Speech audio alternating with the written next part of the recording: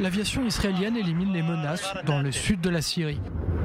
Plusieurs positions du nouveau régime sont visées, des dizaines d'installations militaires, des radars, des dépôts de munitions ou encore des quartiers généraux militaires.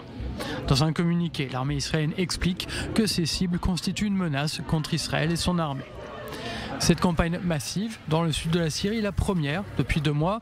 Le nouveau pouvoir en place à Damas est perçu par Jérusalem comme un défi sécuritaire de taille de par ses liens avec les groupes terroristes et l'influence grandissante de la Turquie dans ce pays frontalier.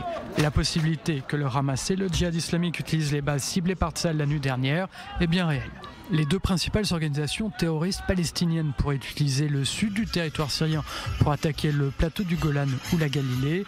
Les milices loyales au président syrien ont libéré des terroristes du Hamas et du djihad islamique que Bachar el-Assad avait emprisonnés. Depuis Jérusalem, une autre préoccupation majeure est que Ankara puisse commencer à armer et former des groupes terroristes alignés sur le nouveau régime. Sur le plan des alliances régionales, les 2 groupes qu'Israël cherche à soutenir en Syrie, les Kurdes et les Druzes, se rapprochent désormais du nouveau gouvernement de Damas. Les forces démocratiques syriennes ont signé un accord avec le président syrien. Selon le texte, le groupe kurde s'engage à lutter contre les partisans de l'ancien président et à préserver l'intégrité du pays.